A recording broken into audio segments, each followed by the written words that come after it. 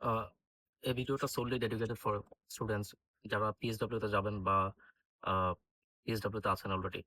আমরা PSW এর এই টাইমটা আমরা মোস্টলি যেটা করে থাকি যে আমরা মানে আমি মনে করি যে 60-70% স্টুডেন্টস PSW এর টাইমটাকে একটা বোনাস রাউন্ড হিসাবে নিচ্ছে। এমনকি আ আমরা বাঙালি আমি আমার কমিউনিটির কথাই বলব যে 60-70% স্টুডেন্ট এই টাইমটাতে মানে যত বেশি টাকা আর্ন করা যায় ওদিকে বেশি ফোকাস করতেছে। এমনকি যেটা করা একেবারেই উচিত না। অফকোর্স আপনি আর্ন করেন। কারণ আপনি যখন স্টুডেন্ট অবস্থায় ছিলেন, আপনার আ আ ওয়ার্কার রাইট ছিল না। ওই কারণে হয়তো আপনি ওইভাবে টাকা আর্ন করতে পারেন নাই। আমরা আ বাট ওই PSW এর টাইমটা যদি আপনি সঠিকভাবে ইউটিলাইজ করেন, এটা যে কত ইম্পোর্টেন্ট একটা টাইম, আপনি যদি রাইট হিয়ার তো হ্যাঁ, আমরা we all learn from our mistakes. Still আমি চাই না যে আপকামিং যারা স্টুডেন্টস আছে তারা এই ভুলগুলো করুক যেটা আসলে বিগতরা বা গতরা করে আসছে। পিএসডব্লিউ সময় অলওয়েজ খেয়াল রাখবেন যে আপনি এমন কোনো জব করছেন কিনা যেটা আপনাকে directly lead to your sponsor job.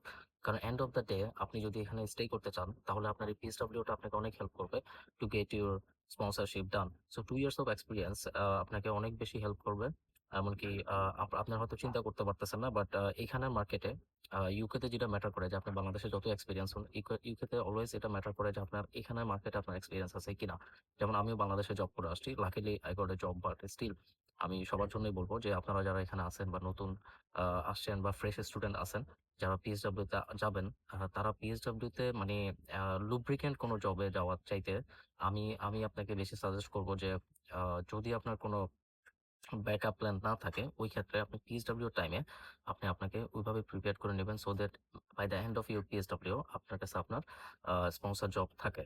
অথবা আপনার কাছে ব্যাকআপ অপশন থাকে। ব্যাকআপ অপশনগুলো কিরকম হতে পারে? আ আপনি আপনার যে মেজরে আসছেন বা যে সাবজেক্টে আসছেন, ওই সাবজেক্টটা যদি আপনাকে স্পন্সর জব নিতে হেল্প না করে, তাহলে এখনই টাইম। যেমন আমার পরিচিত অনেকে আছে যারা এখানে বিভিন্ন কোর্সে আসছেন, বিজনেস কোর্সে আসছেন বাট বর্তমানে সে এখন লেভেল 1 শেপ। এমনকি সে একটা স্পন্সর পেয়েছে অস্ট্রেলিয়ান একটা রিটেল চেইন থেকে।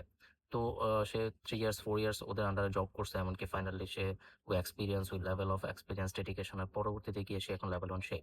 এমনকি he or she they get sponsored from that restaurant. So আপনি যে বা যারা আছেন, আ আপনারা যারা এখন পিএসডব্লিউ তে যাবেন, অফকোর্স ওই টাকা আর্নিং এর ব্যাপারটা একটু যদি আমরা কম ফোকাস করি, এমনকি আমরা যদি আমাদের সেলফ ডেভেলপমেন্ট এর ব্যাপারটা একটু বেশি ফোকাস করি, কিভাবে আমরা আমাদের স্কিল ডেভেলপ করতে পারবো, এমনকি কোন সেক্টরে আমরা আসলে টাইম দিলে আমরা খুব দ্রুত we can crack down hour sponsorship, ওটাতে বেশি ফোকাস করতে হবে। কারণ এই 2 ইয়ার্স টাইমটা এত ফাস্ট চলে যাবে, আপনি হয়তো খেয়াল করতে পারবেন না।